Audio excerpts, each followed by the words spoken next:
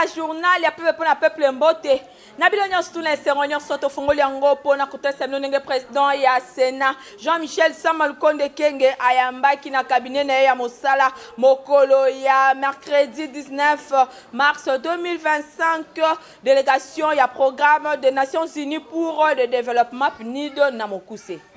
Na audience oyo chef ya délégation a rappelé sens ya boye na bango peko apporter partenariat oyo ezali lié na Sénat pe PNUD. Bosengeli koyeba ke Sénat na PNUD bazali ba partenaire ya tango molai pambate basali makambo ya malonga ebele même dans le passé. Tomoni bongo na matière ya ba ressources numériques na intérieur ya Sénat pona ko faciliter misala ya administration pe lisusu elongo batia système ya transcription simultanée ya ba session ya Sénat pona ko faciliter mosala na niveau ya compte rendu ba élabora ba manuel ya procédure ya Sénat pona ko améliorer processus ya travail ko renforcer recevabilité pep ko moderniser administration au cours ya ba échange na bango lelo honorable président azwaki occasion ya ko expliquer bango mwa moke vision na ye na tête ya Sénat oyo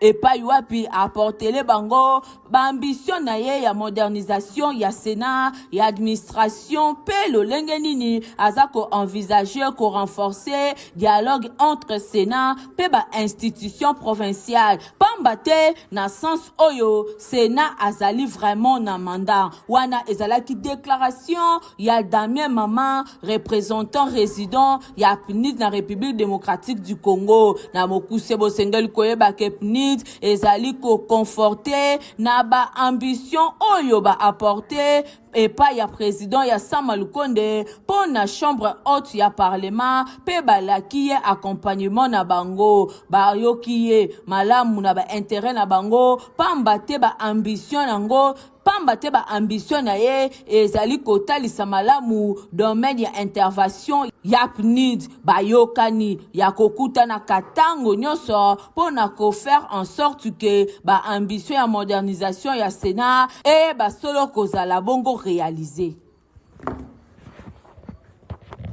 Question de développement ya province ya Chwapa ezalaki na centre ya masolo oyo ebetamaki mercredi 19 mars entre rapporteur ya Assemblée nationale Jacques Njolina Kokiso ya ba eli ya province oyo héritier mapindemi grâce pour baba pesibino ba détail.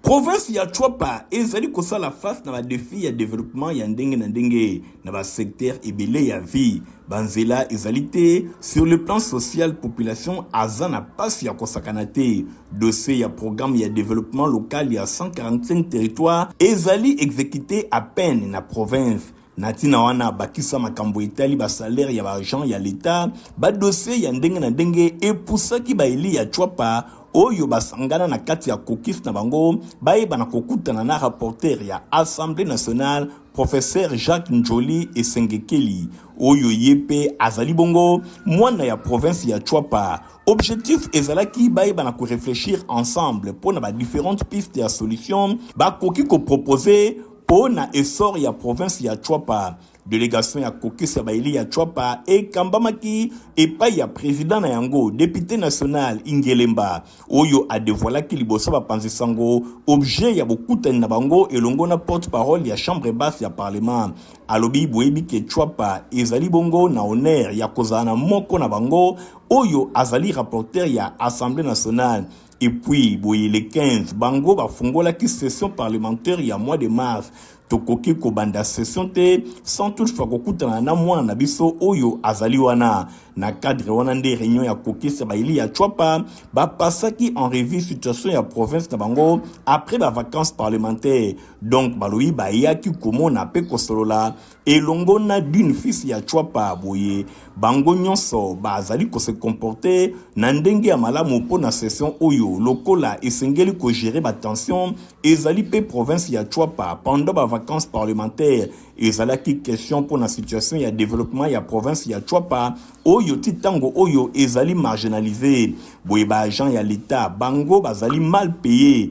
banzela ezali ya kobeba ba pont ezali te attitude nini esengeli kozwa liboso ya makambo oyo nyonso ndenge président ya caucus ya baeli ya Chwapa atalisaki boye soki bandimi président Ingelemba alobi ezali manière ya honorer rapporteur ya Assemblée nationale professeur Jacques Njoli Esengekeli pambate atalisike esengelaki vraiment kolekisa 3 mois de vacances parlementaires dans différentes circonscriptions électorales pe koya ko rendre compte et pas il y a d'une fils na bango ya Chwapa oyo azali élevé le la rapporteur après ko prêter oreille moko attentive na ba préoccupation na bango oyo ezalaki soulever baeli ya Chwapa na masolo na bango rapporteur ya Assemblée nationale alobi azali ko compter ko soumettre ba doléance nyonso et pas ya ba autorité compétente pour solution eye bana kozwa na ndenge ya lombango ezalaki motif ya satisfaction pour na baeli ya Chwapa oyo na maloba na bango balobi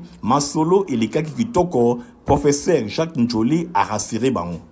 na cadre ya tournée na ye na ville ya Kikwiti pona oyo etali bongo opération congolais Telema après meeting na ye boyeba ke premier ministre Judith Suminwa Tuluka akendaki ko inspecter ba infrastructure ebele oyo ezali bongo kotonga na financement ya gouvernement Nathalie Kaila héritier Mapinimba pesi bino ba détail. Premier ministre a visité Biloko Ebele après meeting naye à Kendaki na état-major 11e région militaire et Paiwapi a constaté que état ya route Kanzombi oyo est commis impraticable depuis ba année Ebele a visité qui hôpital militaire ya Kikwit kuna na état-major alobi ezana litomba kotalisa na population ketoza elongo na bango agression oyo biso nyonso esengeli totelemela yango na campagne congolais Telema Bwena wana en tant que premier ministre chef ya gouvernement alobi ezalaki na litomba kotala baspe mususu socio-économique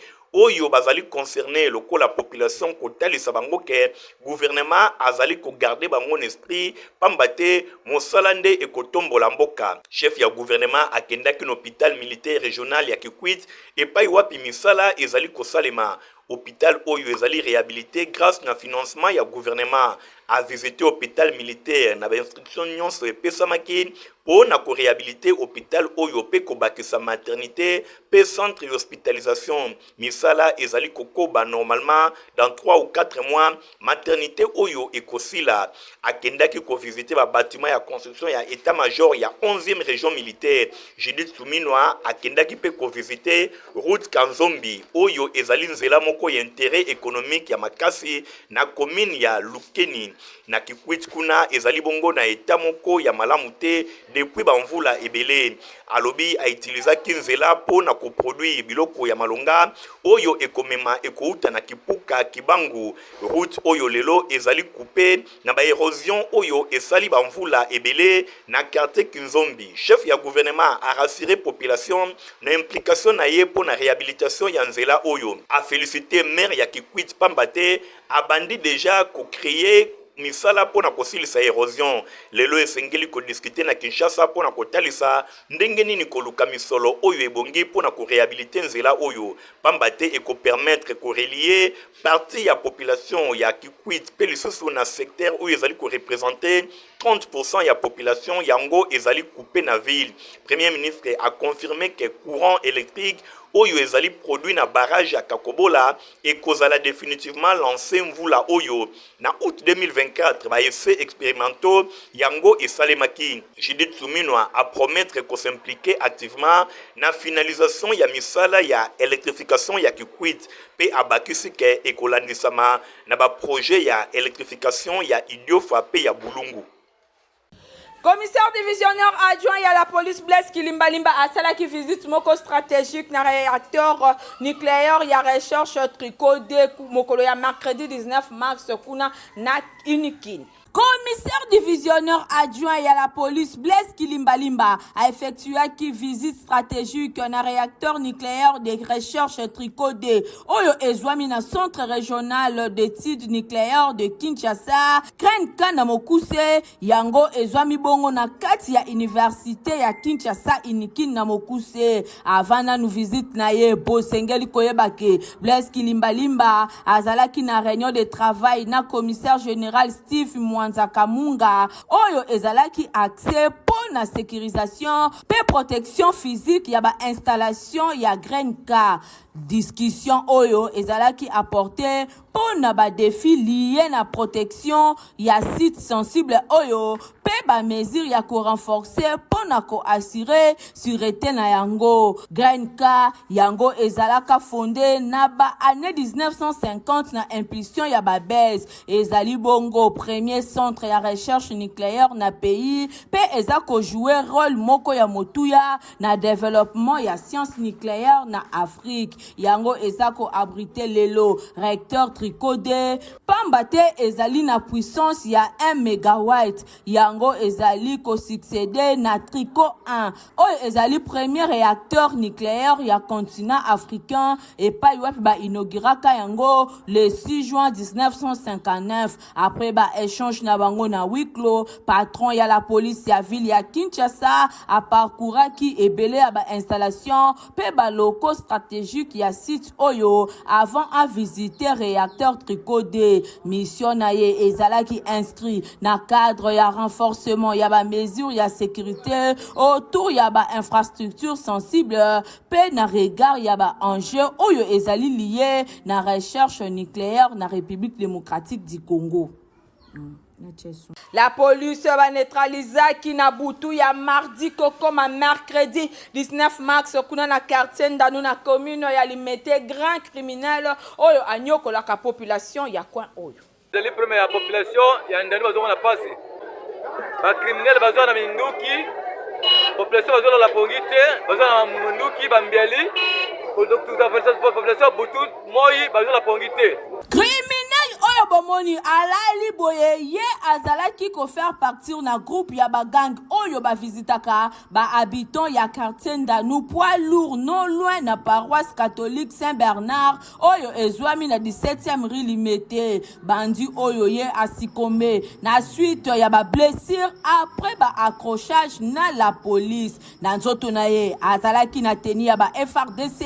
ye a opéraka na monduki ya AK-47 et pa yuapi ba élément ya force de l'ordre ba neutralisaki ye pe ba récupérer yango ebele ya baninga na ye ba ebaki solo na kokima après ba accrochage oyo bosengeli koyeba ke commissaire provincial ya la police les commissaires divisionnaire adjoint Blaise Kilimbalimba ye a réaffirmé détermination na ye ya ko traquer ba malfrats nyonso ba auteur ya ba braquage nyonso ata ba oyo ba kimi bako sala tout ba ko neutraliser bango pambate bazali solo ko terroriser ba kinoise pe ba kinois. Biso population ndanu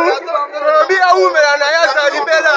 parce que tout le monde a bilembo akanga ba kuluna akanga ba criminel elembo yango il y avait 4 balles eziyete mais mako ya ops yango. Ba rapporteur ya info lingala journal ya peuple ba solo la kina moko ya ba responsable technique ya Metelsat Augustin Tagisabo oyo a expliqué ndenge nini situation ya manvula ekozala bongo na mois de mars pe mois d'avril. Et la Metelsat a déjà lancé son bulletin de prévisions saisonnières dont nous avons déjà comme vous voyez ici. Nous avons la prévision saisonnière qui est du mois de mars, avril et mai. Nous avons aussi la prévision régionale des mois d'avril, mai et juin et qui va nous donner un peu de précision sur le comportement des climats ici en RDC et aussi dans la région. Nous avons à Kinshasa, la saison s'annonce excédentaire. Donc Kinshasa et Congo central sera dans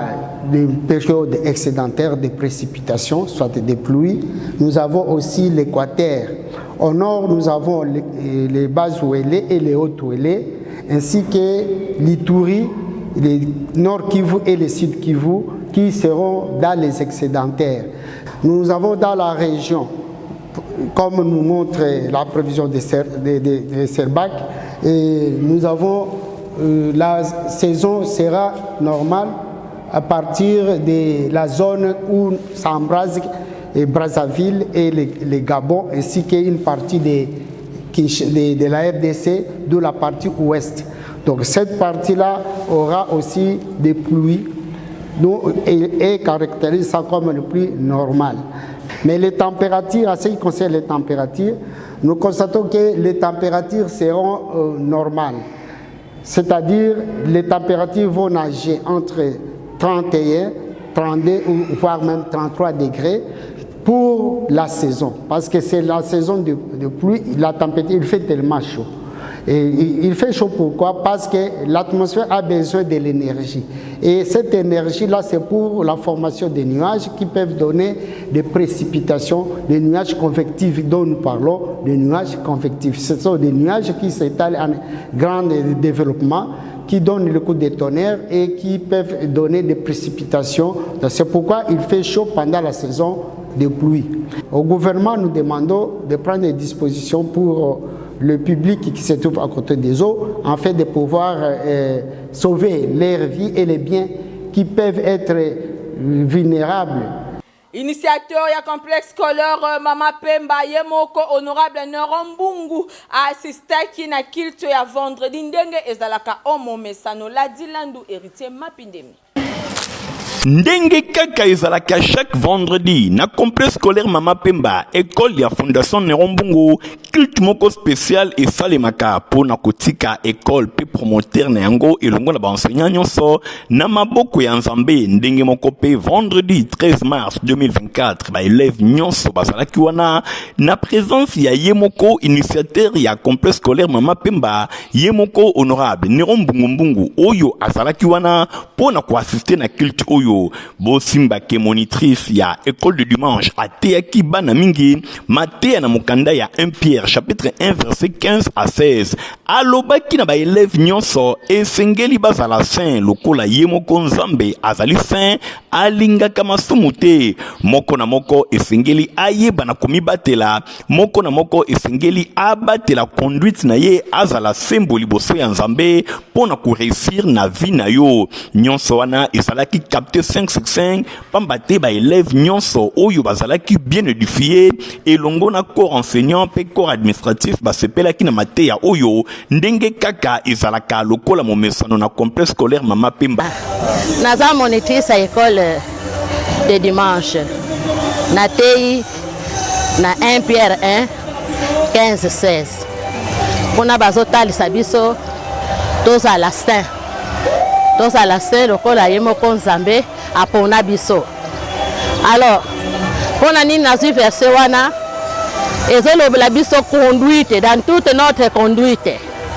mikolo nyonso tozozwa ba rapport rebelle par rapport à parents baenseignant bana comportement bazo affiché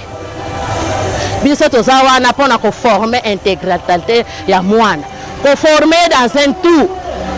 il faut azala mutu koloba te aza mokonzi munene lobi azoyeba te ke koyiba eza mabe azoyeba te ke kosala ekobo eza mabe toza na posa mwana ayeba ndenge nini akoki kokende tina suka pote azala utile dans la société yango wana natalisi bango pona nini Nzambe na biso azali saint boule aza na masumu te il est juste et puis aza parfaitement pur même miso na ye ekoki kotala masumu te yango wana Jésus sur la croix tango amemi masumu ya mokili mobimba Yesu amonaki ke Nzambe apese mokongo pona masumu ti abelelaki papa pona nini otiki ngai vraiment na école oyo babengaka biso mingi c'est une bénédiction pour nous honorable Nerombungu azali Moïse na biso na kisenso awa pote ye vraiment œuvre au asala combien d'âmes qui veulent écouter cette parole et je sais na yebi na kondima nyonso ke bayoki mateya pe babongo ni mitema et que Nzambe atombola lisusu promoteur ya école oyo pote un jour ayeba na susu kobenga biso kobenga basala Nzambe pona ko édifier peuple de Dieu vraiment esengo ezali makasi. Ba mama ya paroisse protestante CAC Lemba Gare 1 bazalaki na culte spécial jeudi na cadre ya mois de la femme boye ba prédicateur na bango ezalaki bongo évangéliste itinérant honorable Nerombungu héritier Mapindemi la dilandu bazalaki kuna na compte info lingala. Na cadre ya mois de la femme, ba mama ya paroisse CAC Lembagar 1 oyo basangana mingi na mifako epai wapi ezwami na avenue de la Paix na commune ya Kisenso ba organisaki culte moko ya kafu ya ba mama ba bengi yango jeudi spécial mois de la femme oyo ezalaka occasion pour ba mama ya mifako ya paroisse CAC Lembagar 1 na commune ya Kisenso ba yeba na kosala culte na cadre ya mois na bango na occasion oyo thème nango ezalaki vase d'honneur pe sous thème ezalaki rester en place pona mokolo ya jeudi bango ba invitaki évangéliste itinérant honorable Néron Mbungu oyo ayaki elongo na molongani na ye mama Régine Luzolo ezalaki occasion moko ya kafu pona évangéliste itinérant honorable Néron Mbungu ayeba na kotia ba mama par rapport ya mwana bango évangéliste itinérant honorable Néron Mbungu ateyaki na thème oyo identification et récupération de bénédiction. Bosimbake honorable Néron Mbungu ateyaki na mokanda ya 1 roi chapitre 3 verset 16 à 17 et paiwapi alobelaki likambo ya basi mibale oyo moko abomaki mwana na ye pe na maele mabe alingaki a récupérer mwana ya moninga asengi na ba mama esengeli bazala éveillé pamba te moini satana alukaka koboto la bénédiction pe kopesa bato biloko nyonse mabe boye pona kolié utile à l'agréable bosimbaki ba mama ya paroisse CAC Lembagar 1 ba pesaki ba cadeau ya ndenge na ndenge epai ya évangéliste itinérant honorable Néron Mbungu pona ndenge alekaki na cadre ya mois de la femme pona côté ya bango yepe évangéliste itinérant honorable Néron Mbungu lokola atika la kasimate apesaki ba mama ba cadeau ya maputa oyo yemoko akabolelaki bango na esengo wana quelques mama ya paroisse CAC Lembagar 1 baloba kiboui esengo toza nango pona journée ya lelo nayebi ya niveau te po toza na mwana biso oyo nzamba peso so kati ya paroisse o papa Néron Mbungu alata biso mbala na mbala nzamba liboso te abakisa lisusu tule koya azonga na ebonga na ye en plus da posa na ngai IEC Gombe kita na Kisenso tozaki likanisi tobengisi mwana biso son excellence Mbungu Néron akote ya biso na milulu na biso ya ba mama toza esengo lokola a honorer andimi koya kote ya biso po soki azaki na nde muso akoya pe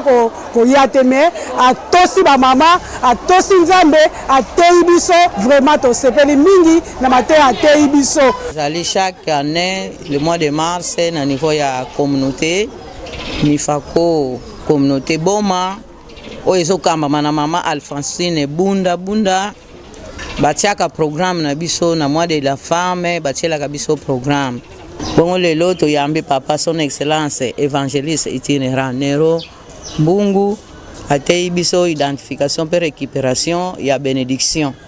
atei biso balakisi biso basi mibale oyo moko alalelaki mwana na ye o mususu ya mayele alaleli mwana te ndenge nde na suka kuna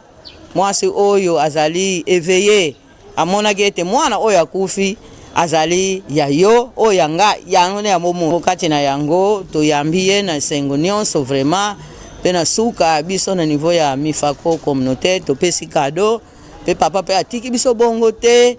papa wana pe atili kolatisa presque ba mama nyonso bazalaki na kati na salle ambiance ezalaki vraiment kitoko na paroisse CAC Lembagar 1 na commune ya Kisenso epai wapi évangéliste itinérant honorable Néron Mbungu atiaki ba mama na ndenge ya kitoko nyonso wana ezali kotalisa esengwe ba mama na cadre ya mois de mars oyo ezali mois de la femme honorable Néron Mbungu évangéliste itinérant tango nyonso azalaka pene ya ba mama pamba te ayebi importance pe utilité ya basi commune ya Kimbantseke eza na problème makasi na likambo etali mai ba reporter ya info lingala babeta kiturkuna awa tozali na ville province ya Kinshasa kasi likambo ya kokamwa ezali ke bisika mosusu bazali komela mai ya mabulu ndakisa komini ya Kimbantseke na quartier Kikimi population oyo bazali na esengo soko mokete po ba difficulté ya mai pe insécurité kutu ya kosakana te toza problème ya mai awa mai pasi botiela biso mai toza na posa mai botiela biso mai pasi ba mai tozomela ya mabulu toza nde na susa mai botiela biso mai penza mai makasi mai ya point côté mosusu bamela mai ya mabulu eza kitoko te de souci eza recouverne par fatia otela biso mawa atela biso koto toza problème ya makambo ya mai de souci nde yango wana soki atili biso mai koto biso mpe tokosepela gouvernement na ye tokobetele mpe biso maboko atika te elembo ya kitoko na mokili na yango basengi na bakonzi batala mpe na ngambu na bango mpo bakondisio ya lolenge ya boye ezali malamu te mpo mai bazali komela ezali komemela bango bamaladi ya ndenge na ndenge Protiva peza potapota qualité qui peut acheter aux amukolo to mwana bino nyonso bosengeli komela yango. Ah merci, Yabouinde, bana nyonso baza kuringa. À la prochaine.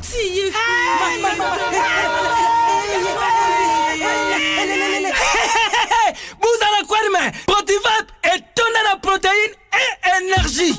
Ah papa merci pour les Protiva, pour les enfants. Eh bino, bote la baonine. Bote ma bodole bino, ba kansa bomba bonga. Bona bana na yo ba kumarukura bana oyo. Faut laisser kabango, poto Protiva. Et ça va pota te. Allez, kamata. Bon appétit. Bana nyeso ba yaka Protiva.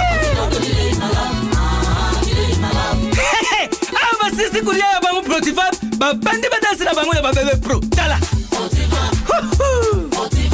Ba yango, chata kitoko ntoto makasi.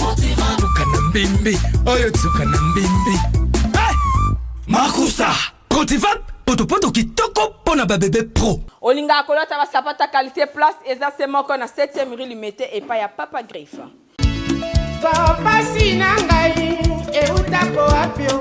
Baye nyonso balinga kolata basapatu kitoko saper d'état mwana mboka Basile Semopa alias Papa Griffe Cocobar de la Sab asali esika pona ba congolais nyonso baye bana kozwa mokoto ya kitoko sandal lipapa ba ceinture pe biloko ya ndenge na ndenge nyonso ezali kosalema epai ya mwana mboka saper d'état Papa Griffe boye na présidence de la SAP epai wapi ba mokoto bozali komona ezali kosalema euti na Italie euti bisika mosusu te kaka awa mwana mboka saper d'état Papa Griffe yende azali kosala yango kasi komitungisa na ye ezali boni gouvernement bazali kotala ye kaka boye alors que bakoki kotia maboko pona oyo azali kosala ekende tango nyonso liboso na koloba lisu nini bandeko nanga bino moko bomoni bino moko bolinga yango mutu nyonso akokota na 7e rue place commerciale awawa tout au long ya ba fabricant au traditionnel ariketaka yango Papa Griffe mawa ngo Papa Griffe mawa vraiment mosala kitoko boye alors ça on les gamundele et puis les autres mais les autres diraient mais pourquoi pas te gouvernement balingo soutenir yete na ebita bande onanga botu na peut-être bango na ebakate na sala nini na zanga pe politicien te artiste kaka mais les autres sala mawato donc ezaka pona ko informer le sous maman la biso Judith yozali maman excellence premier ministre voilà oyo na pouvoir oyo kutanga na zara Papa Griffe ndenge pe son excellence monsieur le président de la République Fachi Beton yepa ya kutanga déjà na zara Papa Griffe artiste coordonné mais na yebaraté pourquoi na zanga soutien pourquoi bo soutenir ngati ngam tu vraiment na combattre ba chinois na combattre ba expatriés na combattre ba turcs pour que Congolais là te loka bien à faux prix et puis durable aux en manifestation aux en fête moko songolo au libala yaka en tout cas jour en les jours na au lia batutu na fête et le moko durable les à la chaussure les à la sandale les à la ceinture les à la sac les à cordonnerie na maroquinerie attache chaussure les que bolite le la ilk oye na dimina le mort na dimina le mort ateza le mort na comme ça le la ilk na comme ça mais pour na ninité na prendre jeunesse montante va se prendre en charge na transmettre bango la cordonnerie bolinga na kufana ke na domaine nanga Adresse ezali semoko na 7e rue Limité aux na Petit Boulevard, Limité résidentiel et paiwapi basapatu ya kitoko ezali kosalema bana mboka bo pesa confiance et pa yande konabino sa père d'état Papa Grive pona kosomba biloko oyo ye azali koteka yangonde e kotombola mboka na biso pambate batu ya mayele pe batu ya créativité bazali. Bososoli ke info lingala journal ya peuple pour na peuple ya jeudi 20 mars 2025 yangoyo et comme na suke peuple nazaki na esengo makasi ya ko présenter le bino yango soki vous appréciez yango bo pesa merci na Nathalie Kaila Kapenda oyo a dirigé Kibongo édition et pa wapi azala ki assister et pa ya Midjo Mabas pe grâce pour banasima caméra tozala Kibongo na Igor Ntingi montage et simamaki na Fabrice Lundombi journal peuple pour na peuple zaka supervisé et pas à héritier Mapine Mbandeko Boti Kalamalam. Au revoir.